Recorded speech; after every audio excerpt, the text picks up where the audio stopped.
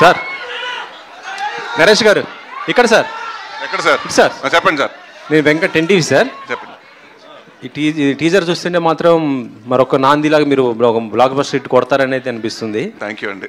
కాకపోతే ఏంటంటే serious content బాగా ఇది ఉంది కదా.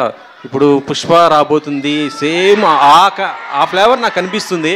వెంటనే ఇదంటే కొద్దిగా మీకు ఇబ్బంది కదా సార్? ఇది అంటే అలా కాదండి, ఇదంతా ఇప్పుడు పుష్పలాగా ఇది కూడా 90s జరిగే కథేనండి. సో మీ గెటప్లు అంతా 90s అందరూ సిమిలర్గా ఉంటుంది, ప్లస్ ఊర్లో జరిగే క్యారెక్టర్లు అయ్యి. సో మేము దానికోసం జీన్స్లు వేసి అలాంటి ఏం చేయలేమండి. సో మీరు దీని ముందు చాలా సార్లు ఇప్పుడు దసరా వచ్చినప్పుడు అలాగే అన్నారు మీరు, అదే అలాగే పుష్పలాగా ఉందండి. సో ఏ సినిమాకి ఆ సినిమా కంటెంట్ అనండి. సో పుష్పాది వేరే కథ, మాది వచ్చి ఒక ట్రాక్టర్లు అండ్ ఊర్లో గోన్ సంచులు వాటి మీద జరిగే కథ అండి.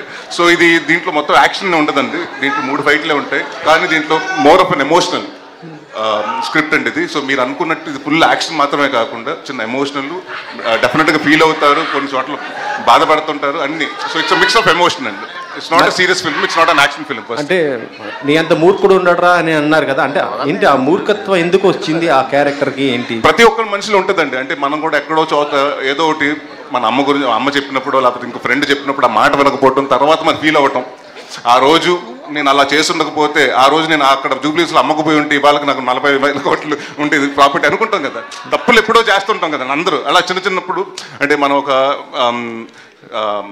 పేరెంట్స్ మాట వినకపోయినా, లేకపోతే ఫ్రెండ్స్ మాట వినకపోయినా, మన వెల్ విషర్స్ మాట వినకపోయినా, నాకు తెలుసు నేను బట్టిన కుందేలకు 3 కాళ్ళు అనుకున్న వాడి గురించి కదండి ఇది. మీ రియల్ లైఫ్లో ఎప్పుడైనా జరిగిందా ఇట్లా? అంటే మీరు అనుకున్నారా?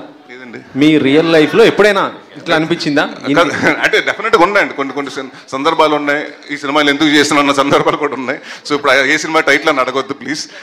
సో డెఫినెట్గా ఉంటాయండి. అంటే ఆ రోజు నేను ఆ డిసిషన్ తీసుకుంటే నా కెరీర్ ఇంకొకలాగా ఉండేది అన్నది ఉంటుంది డెఫినెట్గా. సుబ్బు గారు ఇక్కడండి. సార్ కంగ్రాచులేషన్స్ అండి. బచ్చల మళ్ళీ టీజర్ చూస్తేనే హిట్ అనే వైబ్ వచ్చింది. Thank you sir, thank you so much sir.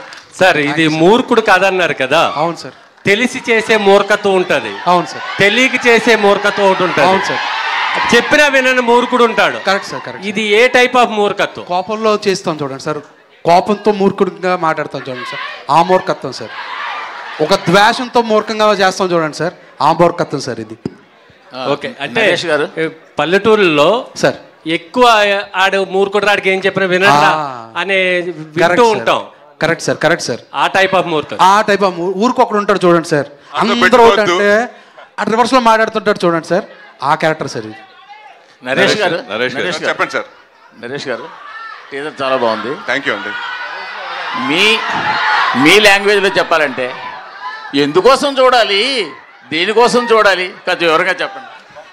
ఎందుకోసం చూడాలంటేనండి, ఇది ప్రతి ఒక్కడు చూసుకుంటే కనెక్ట్ అవుతారండి. ప్రతి ఒక్కడు బచ్చలమల్లే లైఫ్లో.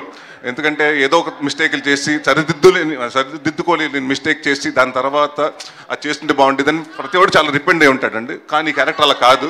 సో మీరు ఏమనుకుంటారంటే రేపు అంటే జనరల్గా అంటాం కదండి, మనిషికి అది మూర్ఖుడు అంటారు కదండి.